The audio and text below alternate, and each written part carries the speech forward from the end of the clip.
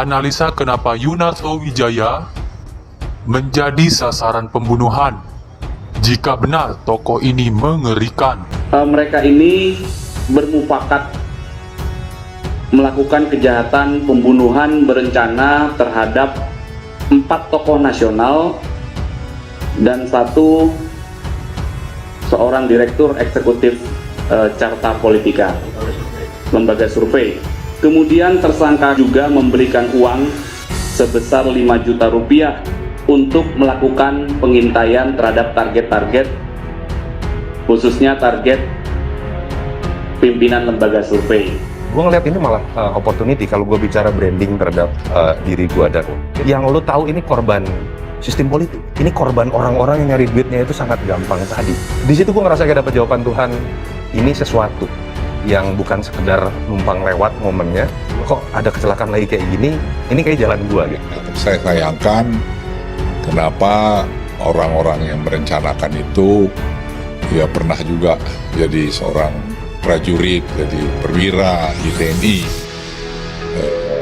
Sangat saya sayangkan itu aja, dan saya kenal lagi mereka.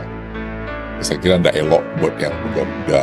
Jadi juga alasan tidak jelas kenapa. Gitu. Yang kedua, memang saya sayangkan juga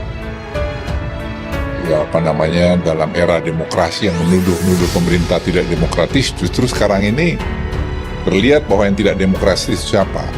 Ya, dari pengakuan Irwansyah, sosok direktur lembaga survei yang masuk dalam radar pembunuhan rancangan Jenderal Kunyuk akhirnya terkuak. Dialah Yunarto Wijaya. Direktur lembaga survei Carta Politik, masuknya nama Yunarto Wijaya bersama keempat tokoh yang hendak dibunuh? Menjadi pertanyaan besar, jika tokoh sekaliber Wiranto, Luhut Binsar Panjaitan, Budi Gunawan, dan Goris Mary masuk dalam radar pembunuhan para program negara, masuk akal. Keempat tokoh ini adalah benteng kuat yang kerap menghambat sekaligus menggagalkan skenario jahat para pembuat makar komplotan Jenderal Kunyuk. Lalu mengapa nama Yunarto Wijaya masuk dalam radar pembunuhan Jenderal Kunyuk? Mengapa bukan direktur lembaga survei lain semacam Denny JA atau semua lembaga survei yang masuk quick account tak satu pun memenangkan Prabowo? Berikut analisanya. Pertama, Yunarto Wijaya yang juga kerap dipanggil dengan nama Toto adalah benteng tokoh pembasmi hoak.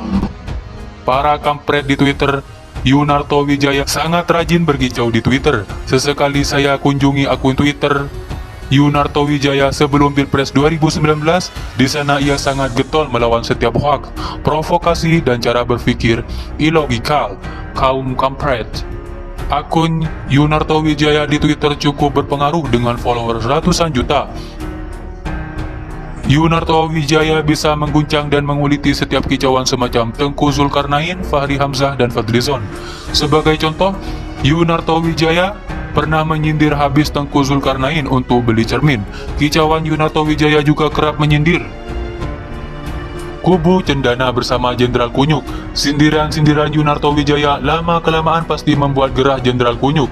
Nama tenar Yunarto Wijaya di jagat hiruk-pikuk politik jelas menjadi anak panah dalam daging Jenderal Kunyuk. Kedua, Yunarto Wijaya adalah direktur lembaga survei Carta Politik sekaligus pengamat politik yang handal. Maka tak heran Yunarto Wijaya sering diundang bicara, berkomentar, dan berdebat di televisi. Jadi, Yunarto Wijaya bukan hanya hebat di Twitter, tetapi juga mukanya kerap nongol di layar kaca.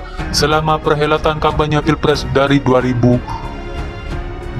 Oktober 2018 hingga April 2019, Yunarto Wijaya sangat lihai berargumentasi menelanjangi setiap pergerakan Prabowo. Dukungan Jenderal Kunyuk, hasil-hasil survei lembaga Yunarto Wijaya juga menjadi data valid untuk meruntuhkan setiap klaim menang kubu Prabowo.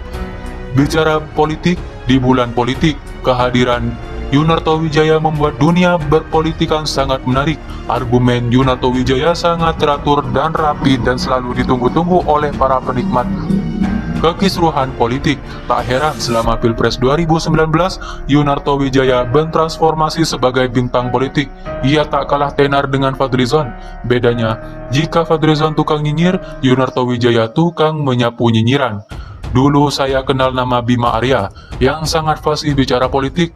Komentar-komentar politik Bima Arya sangat bernas dan kerap membungkam lawan-lawan debatnya.